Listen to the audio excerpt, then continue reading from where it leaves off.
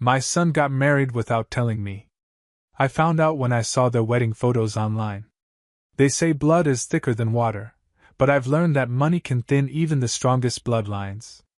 My name is Marcus Sterling, and if you've never heard of me, you haven't been paying attention to the business world for the past 30 years. I built Sterling Industries from absolutely nothing, and when I say nothing, I mean I started with $57 in my pocket and a borrowed suit that was 2 sizes too big. Back in 1994, I was sleeping on a friend's couch in Detroit, making cold calls from a payphone outside a gas station. The rejection was brutal. Door after door slammed in my face. Phone calls that ended with dial tones before I could finish my pitch. There were nights I went to bed hungry, wondering if I was chasing an impossible dream. But here's what separates winners from quitters. I never stopped believing that success was just one more call away. One more meeting. One more chance to prove that Marcus Sterling wasn't going to fade into the background like all the other dreamers who gave up when things got tough. The breakthrough came when I landed my first major client, a small manufacturing company that needed someone desperate enough to work for peanuts. I was that someone. I worked 18-hour days, 7 days a week. I learned their business better than they knew it themselves. Within 6 months, I'd saved them $200,000 in operational costs.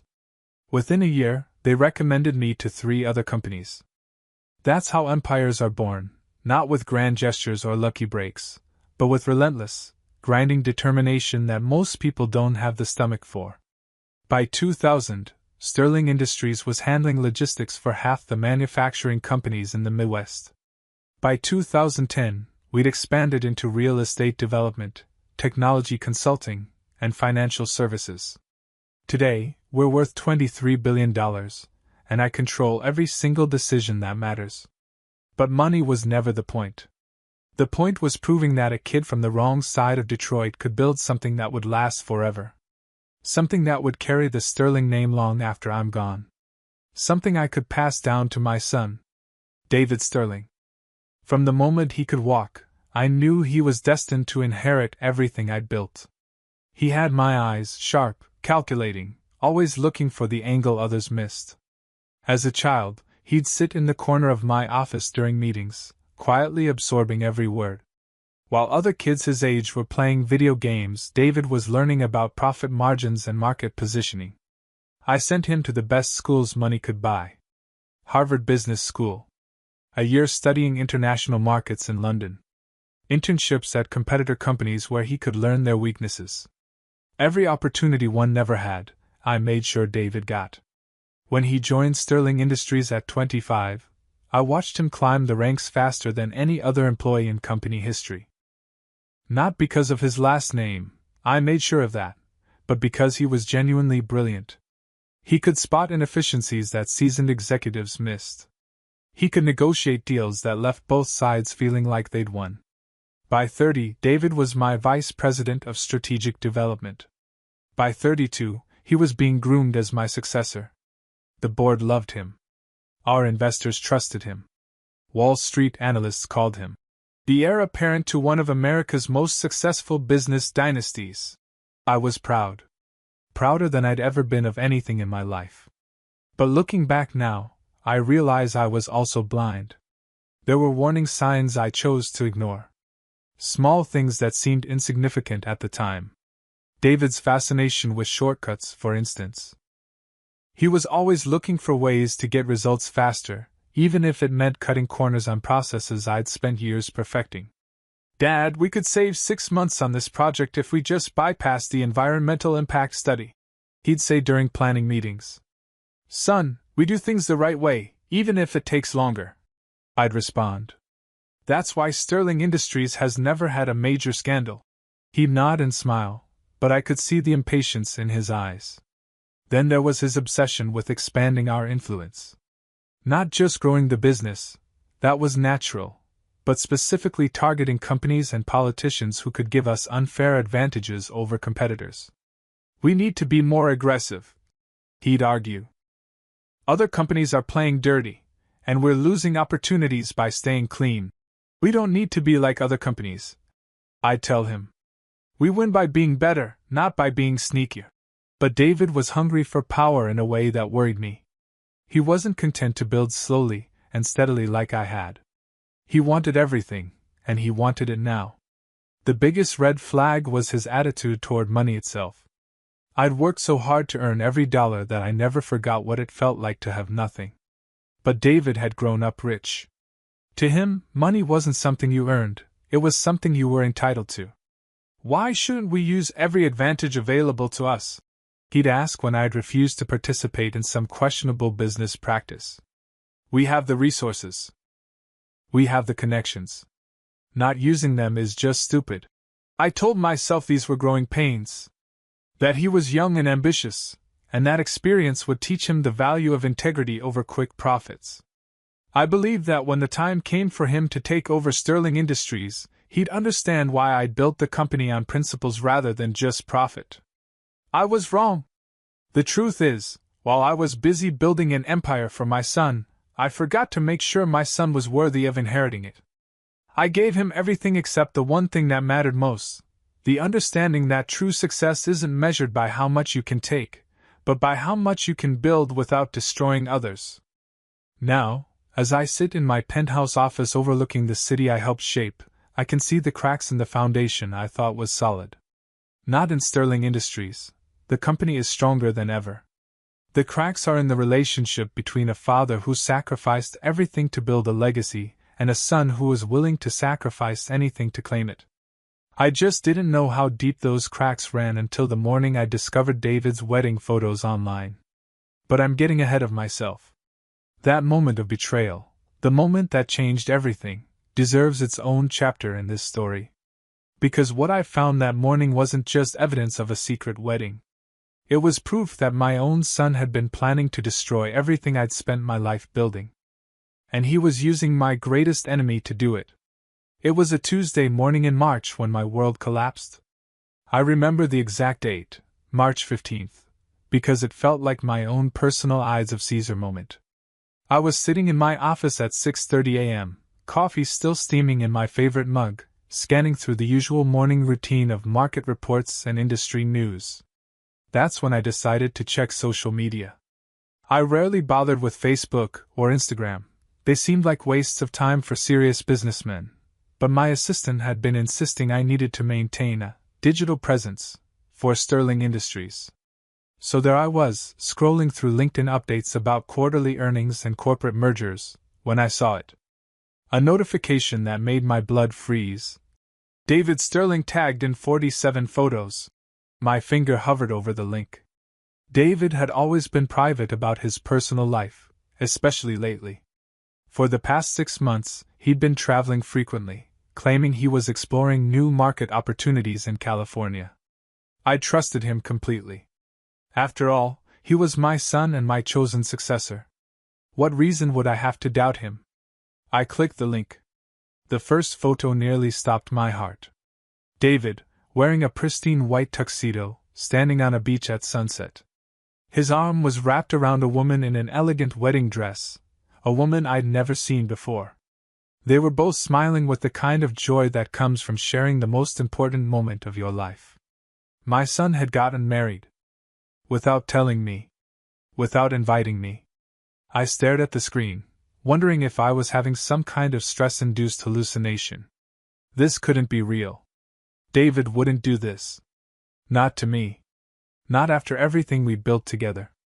But as I scrolled through photo after photo, the ceremony, the reception, the dancing, the cake cutting, the reality became undeniable. My only son, the heir to my empire, had chosen to exclude me from the single most important day of his life. The woman was beautiful, I'll give her that. Blonde, sophisticated, with the kind of confident smile that comes from growing up with money. But who was she? Where had David met her? Why hadn't he ever mentioned her to me?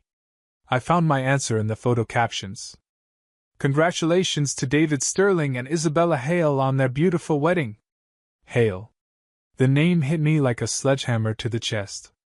I read it again, certain I was mistaken. But there it was, clear as day, Isabella Hale. My hand started shaking as the full horror of the situation became clear. This wasn't just about David getting married without telling me. This was about him marrying into the one family I'd specifically warned him to stay away from his entire life. Richard Hale.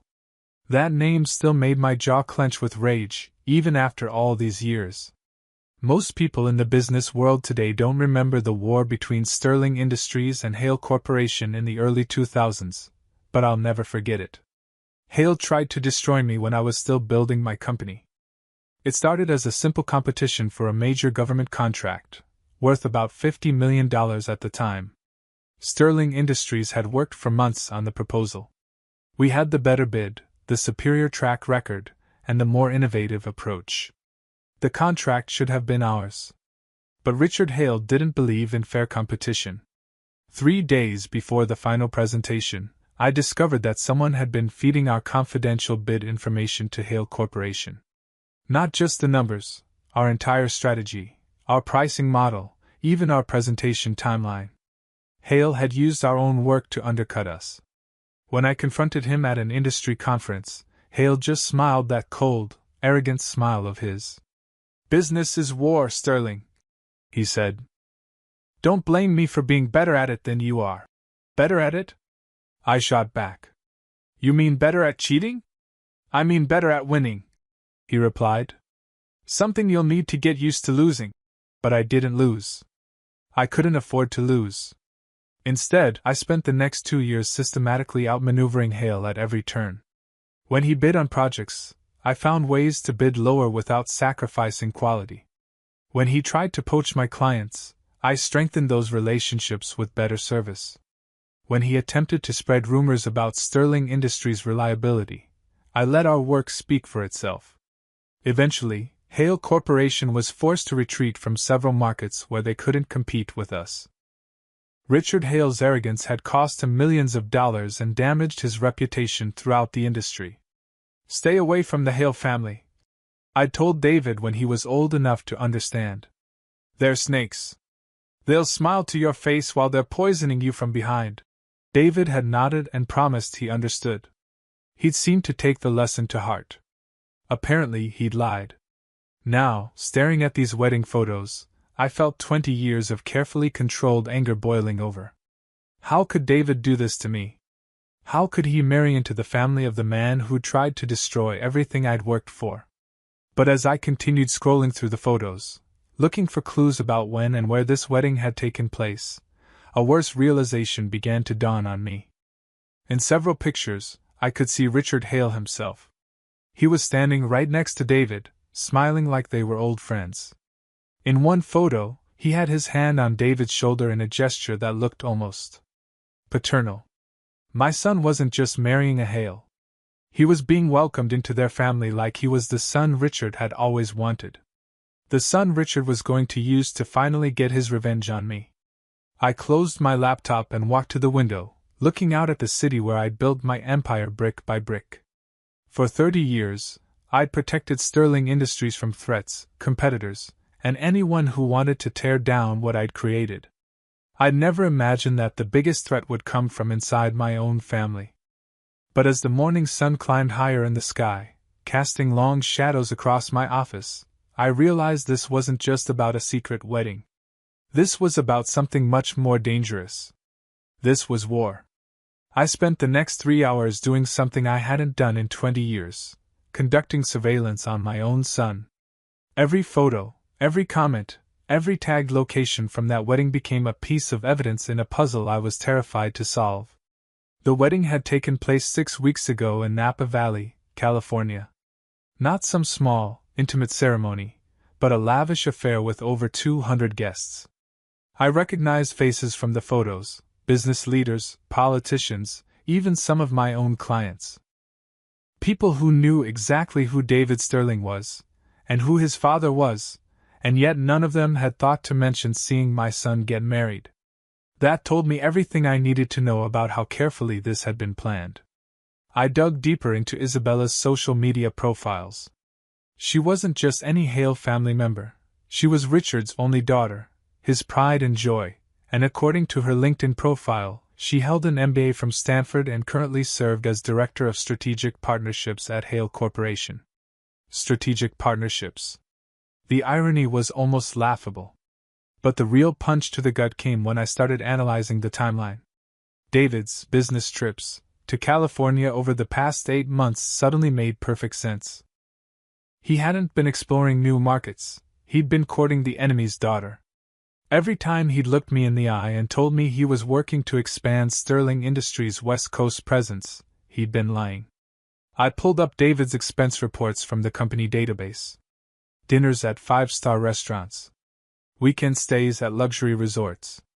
Flights that coincidentally aligned with Isabella's travel schedule, which I could piece together from her Instagram posts. Sterling Industries had been funding my son's romantic pursuit of Richard Hale's daughter. The betrayal cut so deep I could barely breathe. But it was about to get worse. I called my head of security, Tom Martinez, a former FBI agent who'd been with Sterling Industries for 12 years. Tom, I need you to pull together everything you can find about David's activities over the past year.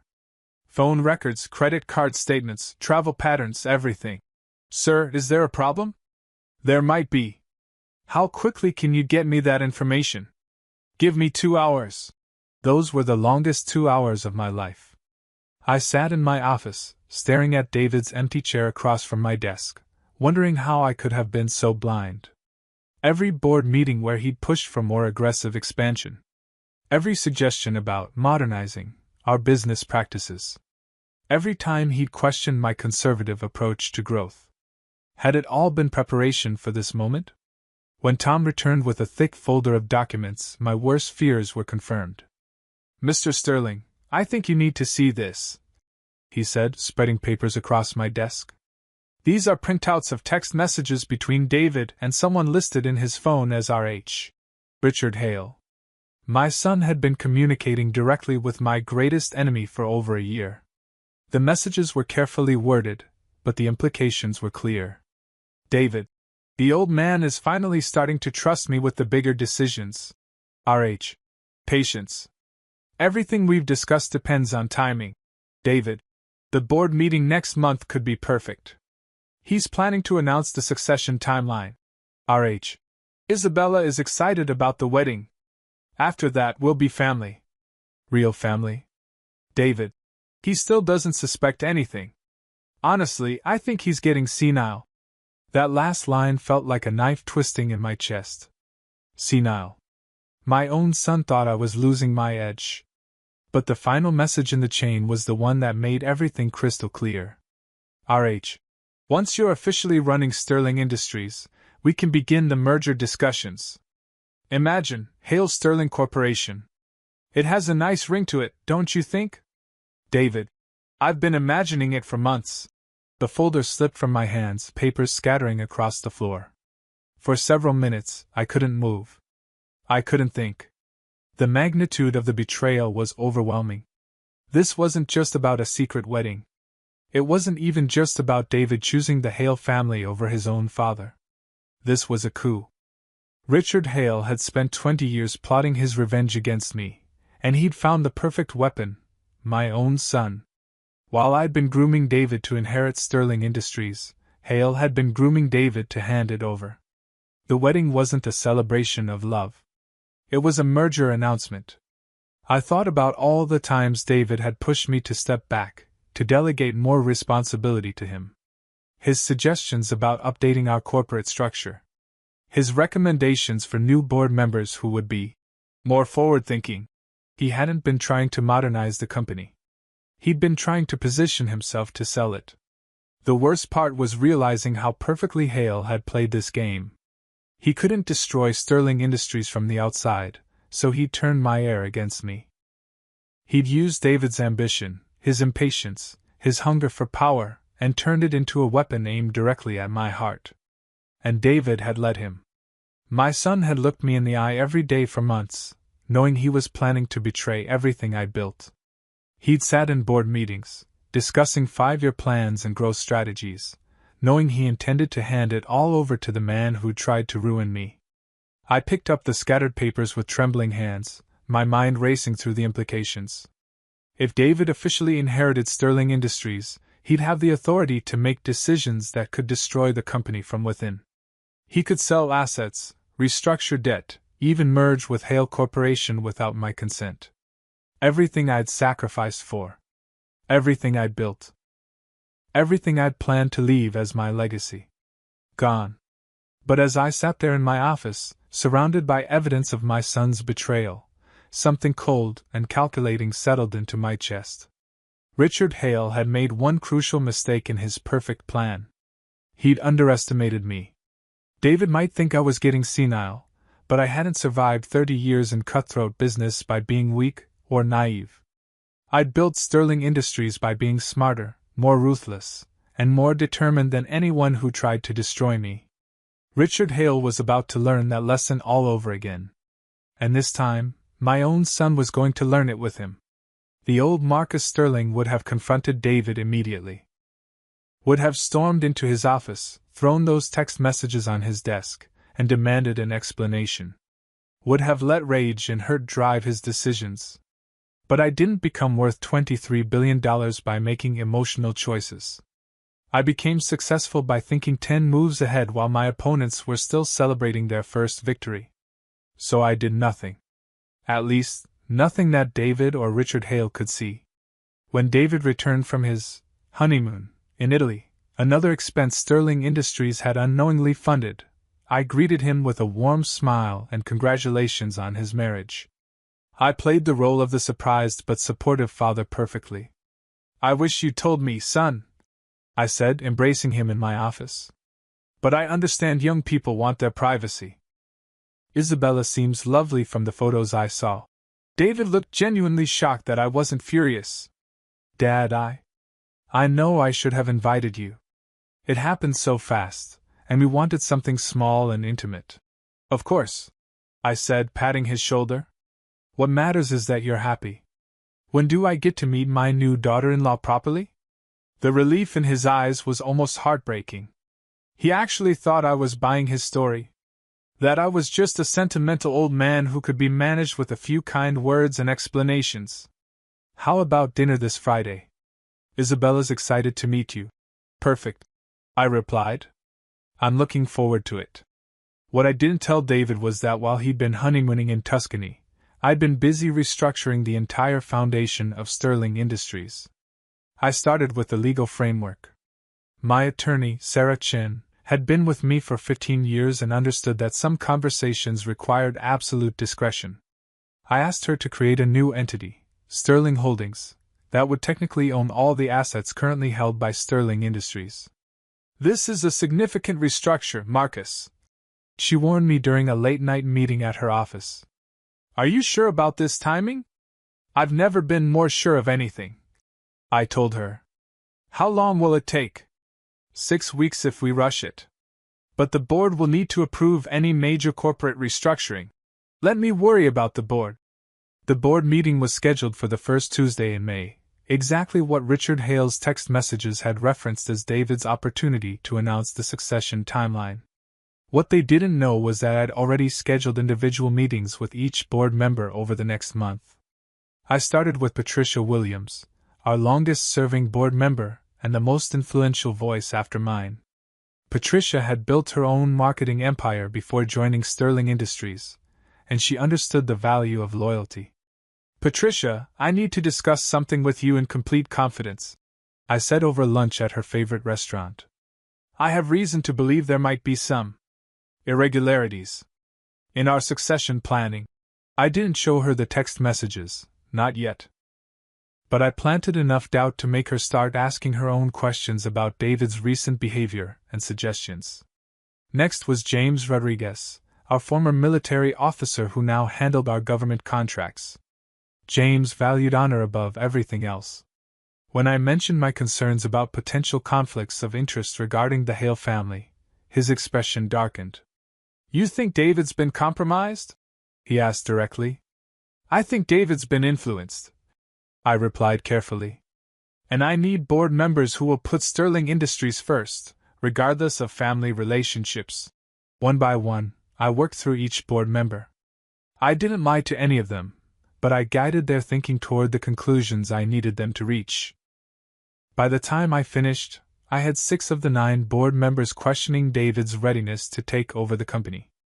While I was securing the board, I was also quietly restructuring our financial assets. The beauty of owning your own company is that you have legitimate reasons to move money around. I began consolidating our most valuable assets under Sterling Holdings, technically removing them from David's eventual reach.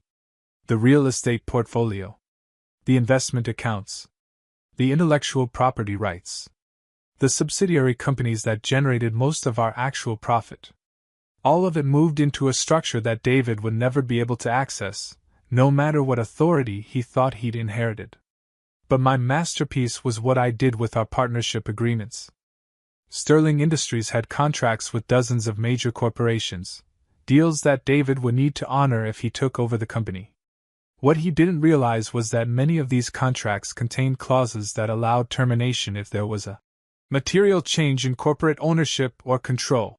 I spent 3 weeks quietly contacting our major partners, explaining that Sterling Industries was undergoing some internal restructuring, and recommending they exercise their right to renegotiate contracts with Sterling Holdings instead. The companies that mattered, the ones that generated serious revenue, agreed to the transition. What would be left for David were the smaller, less profitable contracts that wouldn't be enough to sustain a major corporation. During all of this, David continued to work beside me, completely unaware that I was systematically dismantling his inheritance. He attended meetings where we discussed the May board meeting and his increased responsibilities. He made suggestions about corporate strategy that I nodded along with, knowing they would never be implemented. The hardest part was watching him lie to my face every single day. "Dad, I've been thinking about our West Coast expansion," he'd say during our weekly strategy sessions. "I think we should be more aggressive about pursuing partnerships with established companies out there. Companies like Hale Corporation, no doubt." "That's interesting, son. Tell me more about what you have in mind." He'd outline his vision, which I now recognize as a roadmap for the eventual merger with Hale, and I'd take notes, ask thoughtful questions, and praise his strategic thinking. All while knowing that none of it would ever happen. The Friday dinner with Isabella went exactly as I'd expected. She was charming, intelligent, and clearly tasked with winning me over. She asked thoughtful questions about Sterling Industries' history, complimented my business acumen, and even shared some amusing stories about her own work in strategic partnerships. "I hope David and I can contribute to Sterling Industries' continued success," she said over dessert, her hand resting on David's arm. "Family businesses are so special when everyone works together toward the same goals." "Absolutely," I agreed, raising my wine glass in a toast. "To family. And to making sure everyone gets exactly what they deserve."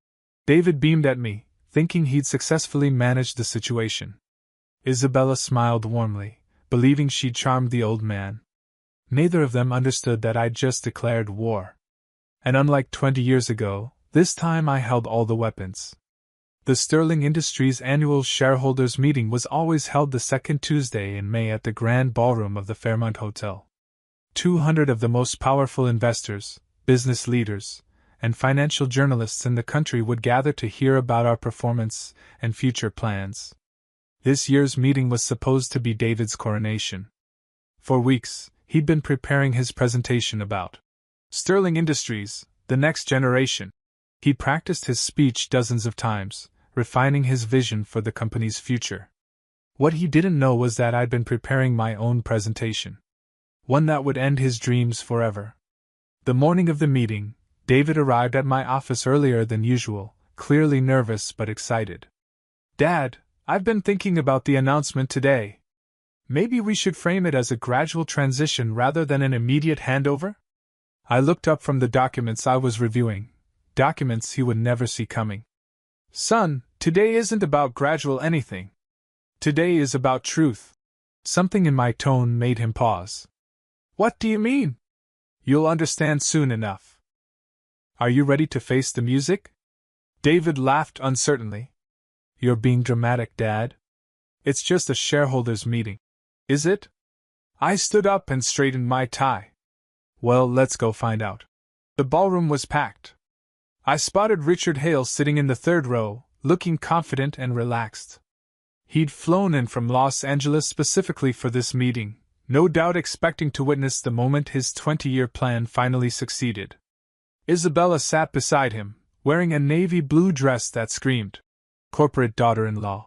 She gave me a warm wave when our eyes met, still playing the role of the devoted new family member. David took his seat at the head table, his presentation folder neatly organized beside him. He had no idea that I'd spent the previous evening making some last-minute changes to the meeting agenda. "Good morning, everyone," I began, stepping up to the podium. "Thank you for joining us for Sterling Industries' annual shareholders meeting. I know many of you are expecting to hear about succession planning and leadership transitions today." Murmurs of agreement rippled through the crowd. David nodded encouragingly, his confident smile never wavering. "But before we discuss the future," I continued, "I think it's important to address some recent developments that have come to my attention. Developments that directly impact this company's leadership structure." Now David looked confused. This wasn't part of the script we'd discussed. I clicked the remote in my hand, and the massive screen behind me lit up with a projection. Not David's carefully prepared slides about growth strategies and innovation. Instead, the screen showed a text message conversation. "David, the old man is finally starting to trust me with the bigger decisions. RH. Patience. Everything we've discussed depends on timing."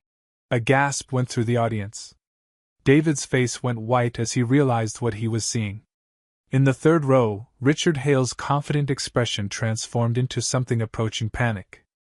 "Ladies and gentlemen," I said, my voice carrying clearly through the suddenly silent ballroom, "I'd like you to meet the future leadership team that my son David has been planning for Sterling Industries." I clicked again. More messages appeared. "RH. Once you're officially running Sterling Industries, we can begin the merger discussions. Imagine, Hale Sterling Corporation. David. I've been imagining it for months." The room erupted. Shareholders began talking urgently to each other. Journalists started scribbling notes, frantically. Camera flashes went off as photographers captured David's horrified expression. "You see," I continued, my voice cutting through the chaos, "while I was planning to announce my son's promotion to CEO today, David was planning to announce something quite different. He was planning to sell Sterling Industries to the Hale Corporation." David shot to his feet. "Dad, stop. You don't understand." "I understand perfectly," I said, clicking to the next slide. This one showed financial documents. "I understand that my son has been feeding confidential company information to Richard Hale for over a year. I understand that his marriage to Isabella Hale was a business arrangement designed to facilitate a corporate takeover. And I understand that David believed I was too old and too trusting to see what was happening right under my nose." The cameras were now focused on Richard Hale, who was trying to make his way toward the exit. But hotel security, which I'd briefed earlier, blocked his path.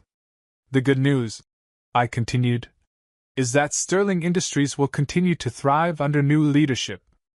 Effective immediately, I'm announcing the appointment of Patricia Williams as our new CEO, with James Rodriguez as Chief Operating Officer." Patricia stood up from her seat in the front row, nodding to the crowd.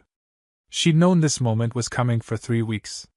"Furthermore," I said, "all assets currently held by Sterling Industries have been transferred to Sterling Holdings, a new entity that will ensure our company's independence and integrity for generations to come." David was staring at me with a mixture of shock, rage, and dawning understanding. "You knew," he whispered, loud enough for the microphones to pick up. "You knew all along." "I knew the moment I saw your wedding photos online," I replied. "The photos from the wedding you didn't invite me to. The wedding that was supposed to be your first step toward destroying everything I'd built." The crowd was completely silent now, hanging on every word of this family drama playing out in real time. "David Sterling," I continued, looking directly at my son, "you are hereby removed from all positions within Sterling Industries and Sterling Holdings. Your corporate access has been revoked, your company credit cards have been cancelled, and your inheritance has been permanently restructured." Isabella had tears streaming down her face. Whether from embarrassment, rage, or genuine sadness, I couldn't tell. "Richard Hale," I said, turning to face my old enemy. I believe you have some explaining to do to your own shareholders about why you've been plotting corporate espionage instead of focusing on your own company's performance. Richard's face was purple with fury. This isn't over, Sterling! He shouted as security escorted him toward the exit. Yes, I said quietly into the microphone, my voice carrying clearly through the ballroom, it is. As the room exploded into chaos, journalists rushing toward phones, shareholders demanding answers, board members trying to restore order, I looked at David one last time. My son. My heir. My greatest disappointment. He was staring at me with hate in his eyes, and I realized that any chance of reconciliation had just died in this ballroom. But Sterling Industries would survive. And sometimes that has to be enough. 6 months after the shareholders' meeting that destroyed my relationship with my son, I sit in my penthouse office watching the financial news with a mixture of satisfaction and emptiness that I never expected to feel. The headlines tell the story better than I ever could. Hale Corporation files for Chapter 11 bankruptcy. Former Sterling heir David Sterling faces federal investigation for corporate espionage. Sterling Holdings reports record quarterly profits under new leadership. The dominoes fell exactly as I'd planned them to, but faster than even I had anticipated.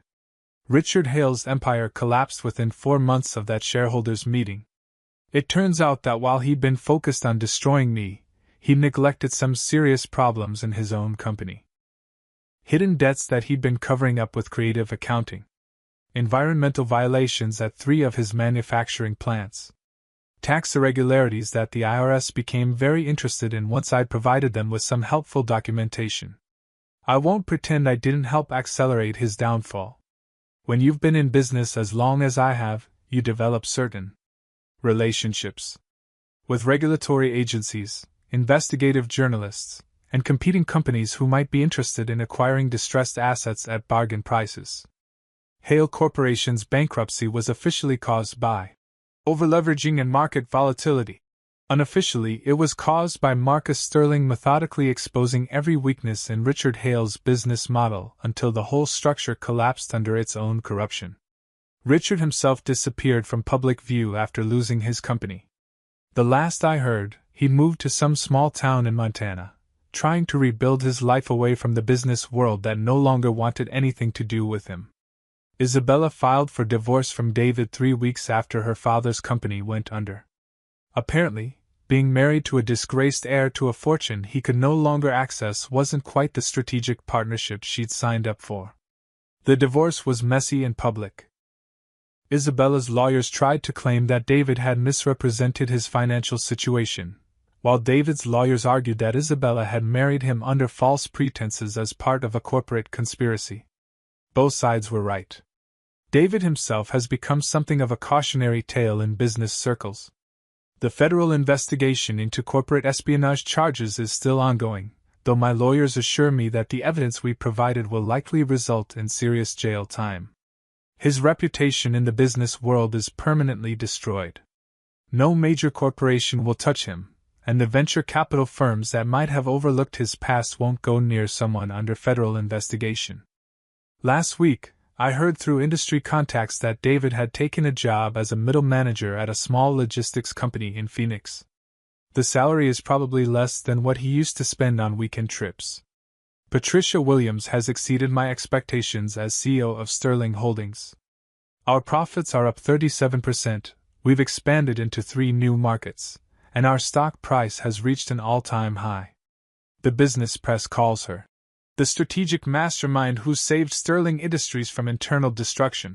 She's been kind enough never to point out that I was the one who nearly let it be destroyed in the first place. James Rodriguez has proven equally capable as COO. His military background brings a level of discipline and strategic thinking that's transformed our operations. Between Patricia's vision and James's execution, Sterling Holdings is stronger than it's ever been. But success feels different when you're experiencing it alone. I thought revenge would be sweeter. For months, I'd imagined the moment when David would realize how completely he'd been outmaneuvered. I'd fantasized about Richard Hale's humiliation when his carefully laid plans crumbled around him. Those moments happen exactly as I'd envisioned them. But what I didn't anticipate was the hollowness that came afterward. The empire survives. Thrives, even. But what's the point of building a dynasty when you no longer have anyone to pass it on to? I've been thinking about that a lot lately, especially in the evenings when I'm alone in this penthouse that was supposed to house generations of Sterlings. I built all of this for David. Every sacrifice, every 18-hour workday, every difficult decision was made with the vision of handing him something magnificent. Now he's gone, and I'm left with the uncomfortable realization that I might have created my own tragedy. Could I have handled things differently? Could I have tried to understand why David felt the need to ally himself with Richard Hale instead of simply working within the system I'd created for him? Maybe. But understanding doesn't change what he chose to do.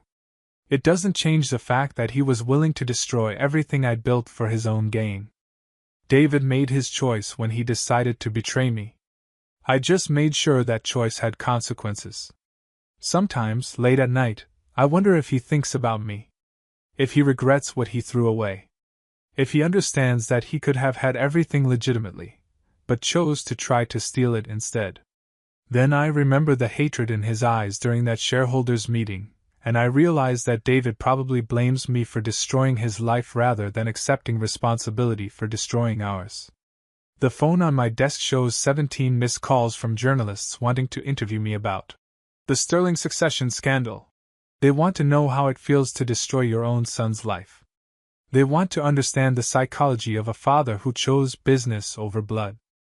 I don't answer their calls because I don't have an answer that would satisfy them. The truth is both simpler and more complex than they could understand. I didn't choose business over blood. I chose integrity over betrayal. I chose the principles that built Sterling Industries over the son who tried to sell them. David is still my son. He always will be. But he's no longer my heir. Sterling Holdings will continue long after I'm gone, led by people who understand that some things are more important than family loyalty. Even if that knowledge comes at the cost of everything I thought I was building for.